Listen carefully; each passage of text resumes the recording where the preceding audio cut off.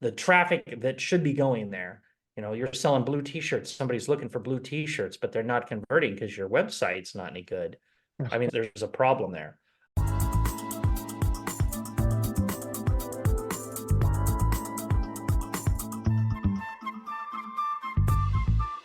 Hey everyone, welcome back to the Book More Show. It's Stuart Bell here, and today joined by Andy Splichal. Andy, how you doing?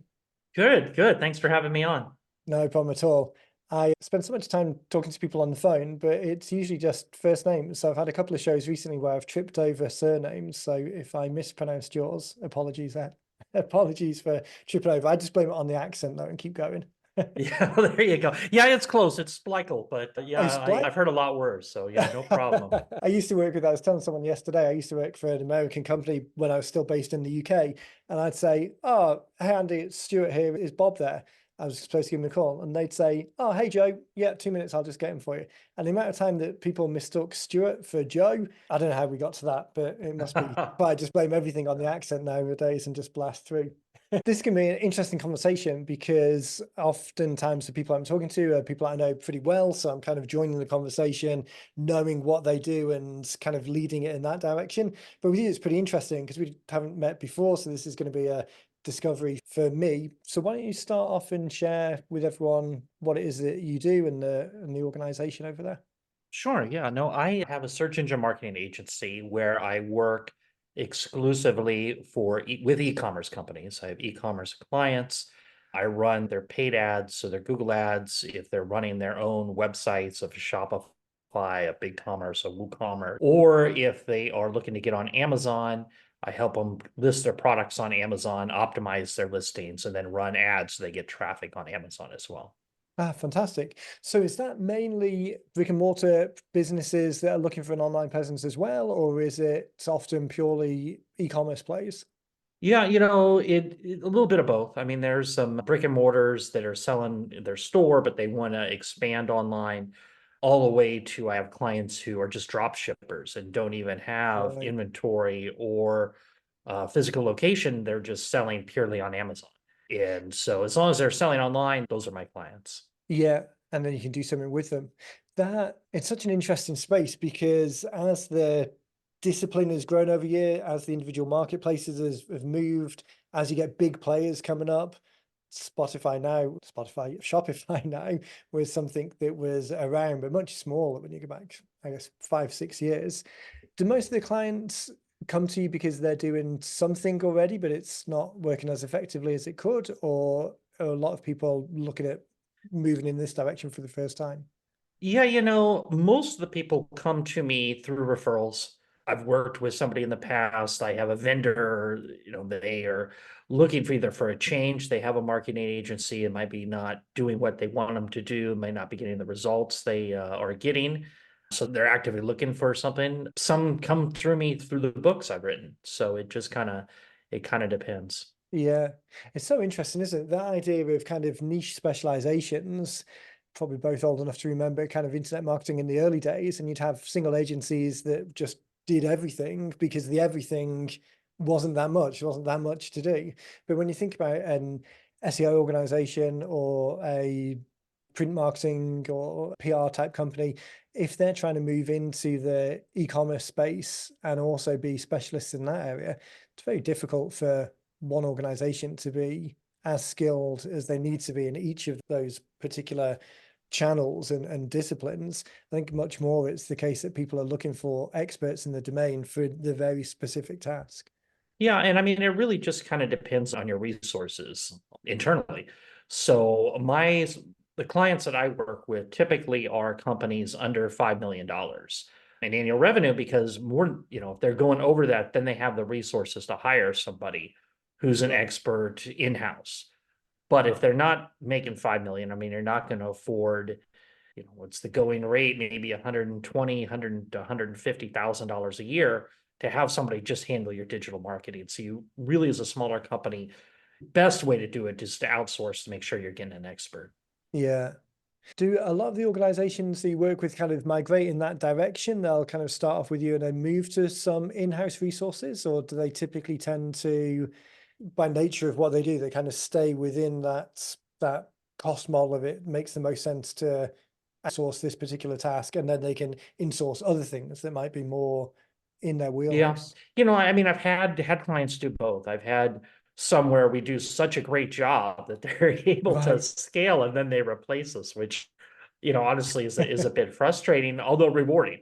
Right. It's great for them. And I really develop a friendship almost with the clients that I serve because we're working as a partner to help them grow their business. But we've had that before where we've grown them to a level, and then they're just like, well, we want more control over it. We're going to hire somebody in-house. And, it happens. But a lot of clients will stay with us for years just because they found a trusted source. They don't want to deal with hiring somebody in a W-2 and Yeah. somebody calling in sick and all the problems that go with actually having a physical employee. And the scope and the scale. I mean, the breadth of experience you've got with both their inventory, their world, but also the other clients where some of those learnings naturally come through, to just bring that back in house and then have 100% responsibility back within the four walls. There's risks to that as well. If someone is, you've got the pressure of making sure that you've got the right hire, and then if they're not available for whatever reason, if they move on, making sure that the corporate knowledge, at least in some parts, stays with the organization. At least there's a service certainty that they get working with you that is difficult to replicate internally, particularly if it's then going to just one person in a team and not two or three people in a team. Well, certainly. And I mean, there's so much more that as an agency you can learn by working in multiple accounts. You don't have to test everything in one account. You're testing something over here, you're seeing what's working over there, and then you're bringing it in and best practices. And especially in, you're working with Google ads or Amazon ads, stuff's changing all the time. Right. And so it's important that you're changing too and don't just have a static account if you want to have the best results. Right. I think you're saying not only from the best results point of view, but also kind of staying compliant depending on what the business is, and making sure that you're not wasting money on types of ads or efforts that maybe worked a year or two ago, but now aren't the most effective way of getting something. That ability to see that return on ad spend and make sure that the dollars are being spent in the right direction. Again, the breadth that you've got to be able to pick and choose the ones that are most effective, it gives more of a certainty to them than trying to replicate it inside. Yeah, no, for certain. What's the, as we're sharing this with people who are on our list, they're majoritively business owners, but a certain degree more probably thinking about the numbers, slightly more on the service side rather than the product side. Does the business, is there any crossover between those two disciplines? The markets and the eventual message is slightly different, but as people are thinking about channels for service-based businesses, do you see trends across some of the platforms where maybe a ad type is more effective than others? I'm thinking about lead ads in the last couple of years seem to be more effective than Right. bouncing people off to landing pages in certain respects. Are those kind of high category changes and kind of type changes that are applicable across the board? It's interesting. So certain channels that we work with, namely Amazon, not for professional services. Right. And when I launched my own agency, I had come from working with an e-commerce retailer. So that was really my bread and butter. But with many small business owners, I started an agency, you took a lot of different clients. So I had professional service clients. And one of the things is with a professional service client, there's not a there's not a checkout button. You're not buying a t-shirt. So Right. being able to track the conversion, and especially a lot of times there's multiple touch points involved. So they see your ad, you need to hit them again with retargeting. You need to have an offer to try to get, whether it's a free report or trying to get their contact information in some way. So you can put them on your email list and then target them through email. So, I mean, the channel is the same. I mean, Google's the same and it can be successful, but you really need to have a strategy more than just throwing your ad up and Right. hoping that they're going to click on it and then call you for an evaluation of service or depending what you sell and HVAC tune-up. I mean, there's got to be a lot more effort on the website trying to get conversion than just the ads. Such a great point, isn't it? Because I think sometimes people see it as a silver bullet and I'll run an ad and I'll get a client. But unless it is a product where there's an immediate transaction and some immediate return. For anyone where there's either a resistance or reluctance to make the call in the first place, either they're unsure of that you're the right person, or they're unsure that they need your service, or they just see it as a big, they're opening the door to a load of questions that they don't really want to go down at the moment. Unless there's that ability to see it in the longer play and track the attribution all the way through, it is a multi-stage game rather than just a bad result. Well, and I mean, even if you go into e-commerce, I mean, it's not a magic bullet. I mean, you can send the right traffic, but if your website doesn't convert, whether it's e-commerce or professional services, there's a lot of work to do beyond just Right. running paid traffic to your website. Actually, that's a great point. Do you find that a challenge? You come in, maybe the conversation is from the ad perspective, but when you get there and start seeing some issues around the conversion side of things, does that rub up against your ability to deliver? Does that kind of give you problems that you then need them to resolve before it's worthwhile continuing? Or is it the case that you do your best to continue if there are things that they can't really pull the lever on? Kind of at what point is it not worth continuing? Because I guess it depends on each case, but at what point is that line in the sand? Yeah, no, I mean, it's a huge challenge. I mean, if the website doesn't convert, you can send the traffic that should be going there. You're selling blue t-shirts. Somebody's looking for blue t-shirts, but they're not converting because your website's not any good. I mean, there's a problem there. The good thing is that you can get such targeted traffic that typically will convert, but it's definitely something you rub up against because I mean, it's all about profitability. And Right. you can see how much it costs to generate traffic. If your website's only converting at a 0.5%, it's difficult to be profitable unless you have a huge profit margin or selling high priced items. Yeah. Fortunately, I mean, you can test easily and you can fix a lot of stuff. And there's things you can do where you can see how people are interacting with your website. You can make changes. AI has really been big into being able to do a lot of things. So it's pretty easily fixable, but it's an ongoing battle. Yeah. And it's a scope creep challenge of that people kind of enter the door to your business looking and wanting the answers to one problem. But if you then reveal 10 other problems that they really ideally could do something about, difficult being you don't want to be in the situation where people want to shoot the messenger, or your effectiveness is being hampered by something that's out of your control. For sure. One tool I'd like to share, which would be great for e-commerce or professional services that I've been using a lot, is Microsoft Clarity. Have you heard of that? Oh, no. It is great. If Have you heard of Clarity. Hotjar? Like Hotjar was the same thing where Okay. it'll give you recordings, it'll give you heat maps, but Microsoft Clarity is completely free. And so for putting that on your website and being able to see how your users are interacting with your website just gives you just a treasure trove of knowledge. And it's That's I recently had a client who they're having conversion issues. So the first thing I said is, well, let's put Microsoft Clarity on there. And they're like, no, I don't really don't want to put that on. And at that point, there's not much I could do to help. I mean, you need to figure out what's your conversion issue, and being yeah. able to see how users are interacting, either recording or real time, is a great step to be able to do it. Yeah, and with that, it's an X-ray view into kind of giving you some knowledge that you would just be making assumptions about otherwise. I Yeah.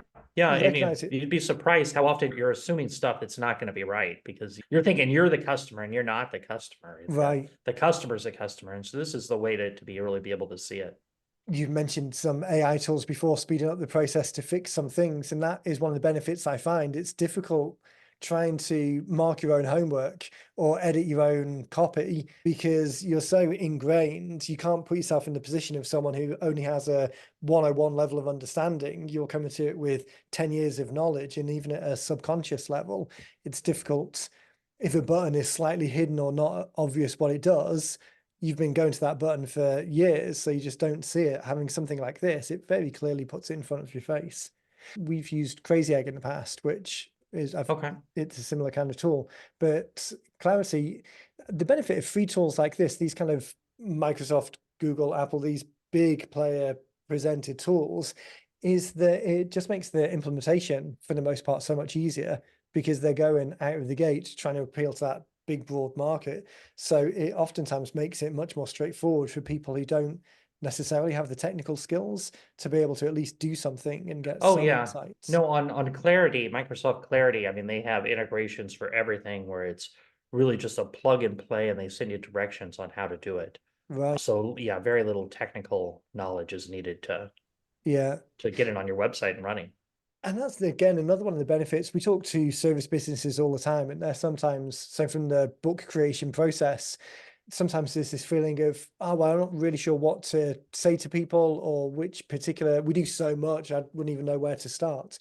But this skill set that you've got of bringing accessible tools to people, and then we can talk about your books in a second, but bringing this kind of knowledge and together in a bite-sized piece that helps people move their understanding one step down the track. That I think is one of the undermeasured benefits of working with service businesses that service business providers also aren't great at talking about, because again, it's second nature. We think about it all the time. We don't think about the value that someone who's at the beginning of their journey would get from even something like Clarity as a tool to use. We just talk about it all the time because we're so familiar with it. Yeah, no, What? I think it's important, yeah, for professional services to know how people are interacting with their website, to be able to Yeah. make changes. And often, especially with professional services, the website's kind of forgotten. You're thinking that the phone's ringing or you're thinking coming off Yelp calls, but it's important that you're communicating and getting clients off of your website if you want to grow. Particularly increasingly where people and their expectation is that they will be presented with a site that looks compelling and has sensible navigation and delivers the information that they want. If there's any, we talk a lot in the books about this kind of idea of the title gets people to raise their hand in the first place is, yes, I kind of want this overall solution, but then the table of contents reinforces that. And even with readership rates being low, the table of contents is very often consumed. And we want to achieve that same kind of, yes, I'm in the right place. I do want this service. I can see the direction it's going. There's an obvious next step. Let me just jump to that next step. And the same with It's a people's great websites. analogy. Right. It's that moving along. It's they voluntarily jumped on the train, and all we need to do is keep the train going to the destination and not give them a reason to jump off the train as it's barreling down the tracks, to talk to the analogy a little bit more.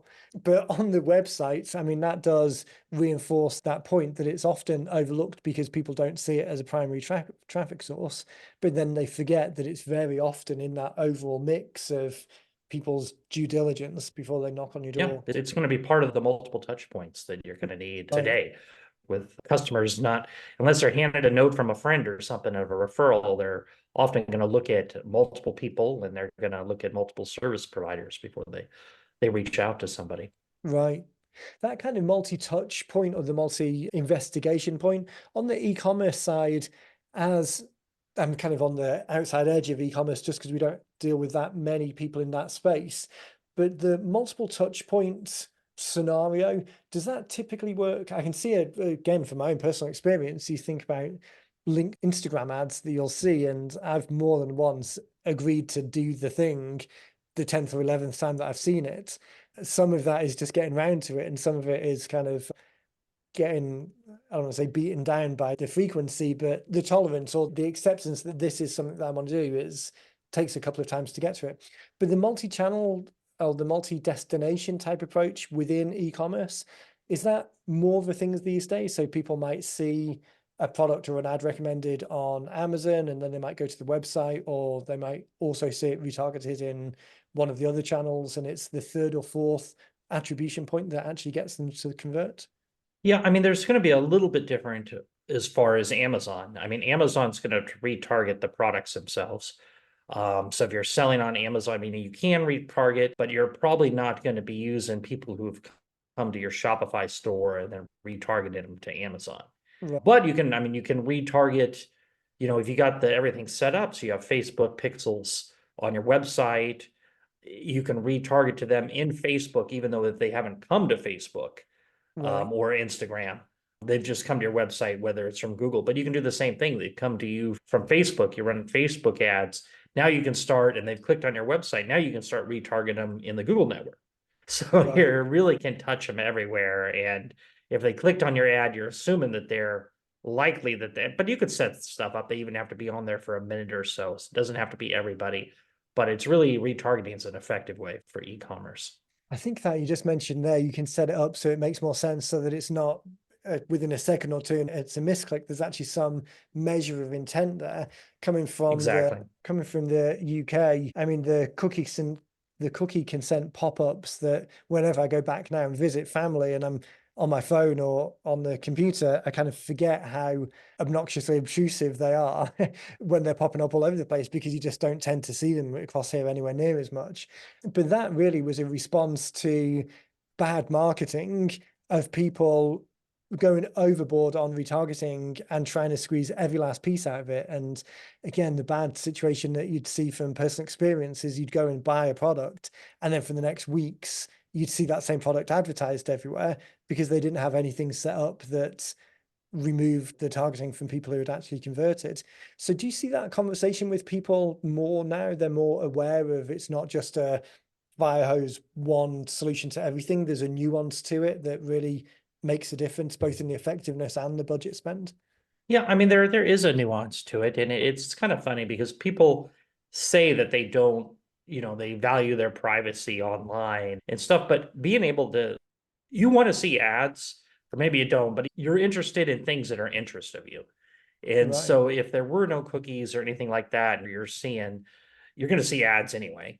But are you seeing ads for stuff you have no interest? It's even more annoying than Yeah. ads that interest you, and you probably don't even know they're ads because they're of stuff Right. that are interest you. So it's kind of funny with the privacy piece. Everybody says they want privacy. I don't know if people really do, because when you go online, you want a experience that is unique for you and your interest. So, I Yeah. mean, there's that. But I mean, I guess we're going to get there. I mean, the UK is probably the first. I know there are different laws here in California with privacy. So, I mean, it'll probably get there anyway. It's just kind of a matter of time in the US. Yeah. And like you say, the laws were put in place because of some people's bad experiences. But then the laws themselves also create other bad experiences. Exactly as you said, Yeah. you're going to see ads anyway. It's better to see ones that make sense and are relevant and useful and expose you to. I always remember magazines years and years ago when you kind of get the magazine and there'd be a stack of ads. The ads were sometimes more interesting than the content of the magazine. So you definitely want to see the relevant stuff. And I think as business owners, understanding that journey and being able to not just run a banner ad that has a logo and a join us because we're the best, but it's actually delivering value and there's some useful content from the perspective of the consumer, the buyer, to be able to bridge that gap. I think more and more people are thinking in terms of how can they add value right from the beginning of the conversation, not just kind of splurge a banner across everywhere and hope that something clicks. Yeah, and I mean, I think that should be in everybody's marketing, is not how do I trick people into clicking on my website, but how do I give them value?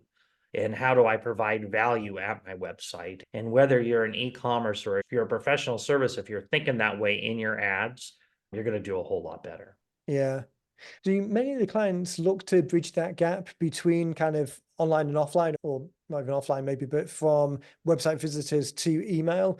Are many people trying to do that capture and then continue a conversation with them through other channels?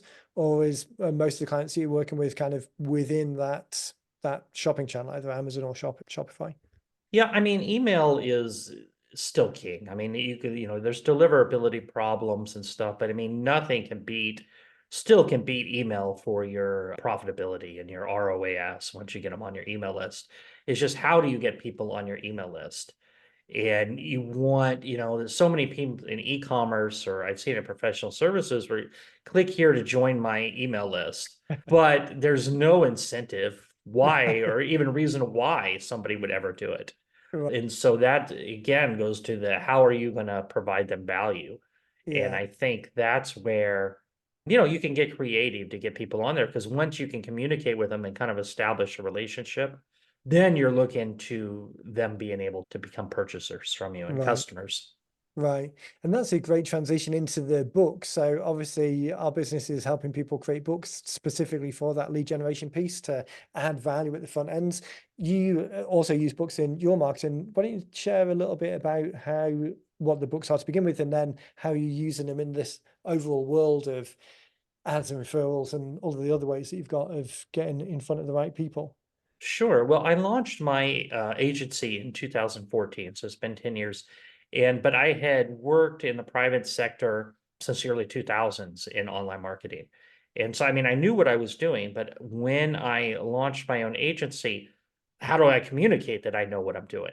Right. And so I came out with a book, Make Each Click Count, right away on showing Google Ads. But I was just showing pretty much all my knowledge I was putting into the book. And that was 2014, and really just kind of established as an online authority based on the book. And Yeah. with that, I came out the next year with Make Each Click Count using Google Shopping, followed it up the next year with Make Each Click Count using Google Remarketing. And so with those three books, it was a trilogy that just kind of showed how to use Google Ads for e-commerce and marketing, and exactly what I was doing, just showing everybody how to do it. With many things, a lot of people read the books, but not want to do it. And so I got a lot of clients off of Amazon from just people reading my books and then reaching out to me for different things after. So funny, isn't it? We often talk to people, or not often these days, but it certainly used to be more common that people would say, I don't want to put everything I know on the pages because then why would people work with me? And to try and share with people, particularly from our approach to the lead generation books, a kind of single subject leading people to the next step. So it's not like we're suggesting people do a 300-page analytics compendium of absolutely everything that you could do. So the idea of sharing all of your knowledge anyway is a bit of a misnomer. It's sharing the value to the person at the level that they're starting that conversation. But the second point, like you say, even if you did, the majority of people would then see that, okay, there's more here than I anticipated, and it goes way deeper. And I really want to find someone to do this, not do it myself. So that was that ever a concern? I mean, the books that you wrote were kind of all the knowledge right away, but did you ever have anyone say to you, don't give it away, or were you already of the mindset that no, people are unlikely to do this themselves, and the ones who do aren't going to be customers anyway, so let's share it all and that add the Yeah, conversation? I was never really, I mean, with Google Ads, it changes so often. I mean, Right. my Right. books, it was what, 14, 16, and 17, and then I rewrote the one in 14 and 20, and still they're all outdated. But I think it was more of just the power of books. And it was, it was a funny story. So when I first started the agency, I was saying I took some professional clients, businesses as clients, and one of them was a real estate Okay. guy, and so trying to get people on his email, we did a free white paper of 10 things you need to know when selling your home. And it did pretty well. But after he left, I decided to go only with e-commerce. And I ran into him like a year or two ago, and he turned that into a book. And So, that same book became like a New York Times bestseller based on the same principle. And he right. said he has gotten so much business off of the book, Right. even though he had the same thing as a free white paper on his website for years. Yeah. So I mean, it was more, of course. I mean, it was larger and it was in a book format, it was expanded, but it was the same The concept that same principles. I had Yeah. created for him to put on his website, like, It's such a 2014.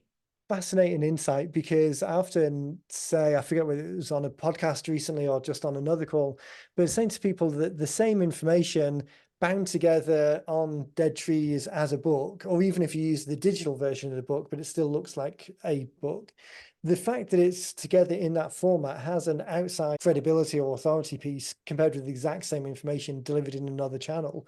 So I tell everyone that we're a marketing company, we're not a publishing company. We just happen to believe that books are the most effective way to use this particular channel. But I always tell the story on the podcast of the guest that we had on probably 6 months ago now, a guy called Paul Ross, who was a chiropractor, and he wrote a couple of books, but what his latest one, super small, 30 pages maybe, My Damn Toe Hurts. And it was specifically for whatever the condition that makes your toe hurt.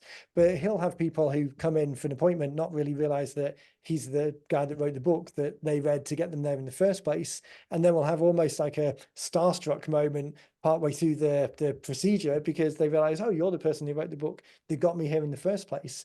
The ability for books to add that additional value and really kind of amplify the conversation or accelerate the conversation towards that call to action. It's exactly the same experience that you had, even though as books age and the details change, the value that you deliver and the fact that you want to share this information with someone establishes you as the person in their mind as the go-to for that particular space. So very valuable. Yeah, no, I couldn't agree more. I mean, it's the authority that you get as an author, unless you're like speaking on a stage. I don't know if there's anything else that is comparable to Right. it. And especially, in today's age where it's never been easier to write a book. If you're looking to promote your business, wouldn't see what the downside would be in doing it. Right. The one thing that's interesting these days is we were talking before about some AI tools. So increasingly people will ask, oh, why can't I just do this with AI? And our response to that is always, well, the outcome, the product isn't the book itself. The product is a conversation with the person. The book is just a mechanism to get to that conversation. So you could create something that doesn't sound like you or represent you, or it's general ideas, but there's no personality in there or none of your story. Or you could use an easy process like our one to create something that is entirely you, and then use AI to promote it and drive it further and create some downstream assets from that one thing that you create. But the idea of capturing your unique personality within the pages, because it's ultimately the conversation that you want with someone, that's really the difference maker. And I think going over the next few years, as more and more people, it's like a website. 20 years ago, just having any website was a differentiator. And then having a website that was slightly better than the competition was a differentiator. And now it's the case, as you said before, not having a website or not having a very functioning website is a detractor. So it even falls into that negative category. So books I see is potentially following the same trajectory as more people do them, but still to be able to have your voice and your tone so that when people knock on your door or call your phone, they recognize and that personality comes through. So bridging that back into ads, what's the balance for either e-commerce people again as an outsider? I always see it as a little bit more transactional. It's more about the product than the person. Although when you think about brand, that's not necessarily the case. But I was going to say for service businesses, to a certain degree, people assume that the product does what it does. So it's a little bit more about personality. So injecting your personality or your brand personality into the ads to differentiate you from the other people who are doing something similar, how important is that these days compared with what might have been the case in the past? I think it depends on the type of ad. Once you get them to your website, I mean, you need to have a reason that they're going to buy from your website versus a competitor versus not buying. Right. So there's a lot of there. Now, what kind of ads you're running is in e-commerce. I mean, it just depends. You're running shopping ads, it's just going to show the price, the picture, the item name, and that's it in the shopping ads. And then they get to your website. But once you get to your website, I mean, there's a lot of things. You can do the personality, you can put in trust factors, reviews. I mean, there's a ton of things going on that's needed to convert people. Actually, that's such a good point because we kind of started the conversation thinking about ads and just the ad element of it. And we talked about some of the things that might be missing on the website, but I was thinking about it more from a kind of a structural point of view or the responsibility of the website. Again, it's an outsider's silly line to draw in the sand between the two. But when you think about the landing page that you're driving people towards, you've got a small amount of real estate or capital to get them to that point, but then a very strong vested interest to make sure that everything on there is compelling. Do you typically work through kind of like a checklist for the landing page so that there are some of those trust elements you mentioned in there and reviews and supporting material? Do you typically have a strong framework for what happens when they get to the page, or is that more the responsibility of the client and you're trying to do the best outside of that scope? Yeah, I mean, with our agency, we're not designing the web page. But, with that said, we're going to look at numbers on analytics. Right. And so we're seeing, we're driving traffic and we're seeing, a sub 2 conversion rate. Then we're going to look and and say, you're missing this or you're missing that. You should do this, and ideas on how to improve. And there's one of our partners that we use is called Optimonk, which is great because they'll do A/B testing for you using AI to That's set up interesting. the product pages, and you can see the discernible differences based on adding this or moving this element here, moving that element there. And so a lot of with our clients, we're more than running just ads, we're helping them grow. I mean, we Right. have to. Yeah. If we're sending traffic in and it doesn't convert, we're not going to be their agency partner very long. So Yeah. there is a lot of things that we help them with, but we're not designing the page for them, if that makes Yeah, sense. yeah, definitely. And again, it's the benefit of that agency model where you as the provider are more interested kind of holistically in the success of the overall project because you want the project to be successful so they have more ad revenue to spend. I mean, it's really There's a that synergy for sure. exactly. Yeah, exactly. Which can be, I think, difficult to get on inside teams, particularly where inside teams are new or small, because they don't necessarily always have the ability to bounce ideas off other people, or particularly to your earlier point, they don't have the multiple clients in real time to be seeing those numbers to kind of pull this lever versus this lever, which Well, or is to even know. I mean, because we work with multiple right. clients, so we can say, hey, this client does this. They convert really well. Have you tried integrating that into your website? And so that's definitely an advantage of working with an agency. Yeah, such a good point. And the tools now that make split testing and the variations within those split tests more easy and dynamic and faster to create, so you can add that value back in a more kind of iterative sense. It's, yeah, very interesting times. What time always goes fast on these podcasts. We blow through the half-hour mark pretty quick. I want to make sure that people can find out more about you and what you do and where the organization is. So where would be a good place for people to go if they're kind of thinking either as a professional services company and thinking, oh, this ad world is something that I need to look at more, or particularly as e-commerce, and you guys are very specifically set up to help them. So where's a good place for people to go to learn more? Yeah, to learn more, go to makeeachclickcount.com. You'll see all the books that I've written there. You'll also see, it's really cool, Make Each Click Count University, which we just relaunched the first of the year. Oh, And so for fantastic. professional services, I mean, there's some classes on how to do SEO, there's PPC stuff, all sorts of different stuff. And you can even, there's a free starter thing. So just Oh, for your cool. email and stuff, you get 4 free classes right away. And then if you want access to everything, you can get full access. It's $19 a month. So it's really affordable and just a ton of great resources in there. Ah, fantastic. Oh, so that is a resource for people who are starting the journey. Again, we talk about books in the sense of the book is a great point at the either the top of the funnel for brand new traffic or to amplify the journey in terms of referrals to move people forward. But the fact that you've got kind of that self-service material for people who are interested but not quite ready to pull the trigger yet, the ability to keep them engaged for that period until today's the day for them when they do need support. Again, such a great model that Yeah, and I others mean, there's follow. really, I mean, there's material for everybody. So whether you're just starting out looking to list products on Amazon, I mean, there's master classes on that. Whether you're a professional service, looking how to drive more traffic on learning how to add SEO, but you can't afford an agency. There's master classes showing you how to be able to do that. So I mean, there's really a ton in there for everybody. Ah, fantastic. Well, as always, I'll make sure that we include show notes in the podcast player so people can just click straight through, or on the website if they're watching along with this on the website.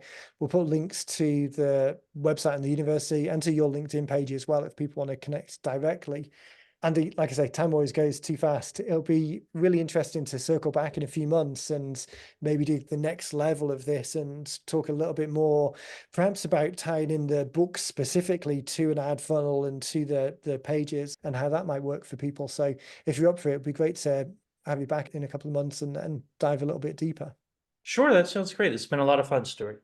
Fantastic. Okay, well, everyone, really recommend checking out the links in the show notes. I'll make sure that's just one click straight through. Andy, thanks again, everyone, for listening or watching along. Thank you, and we will catch you all in the next one.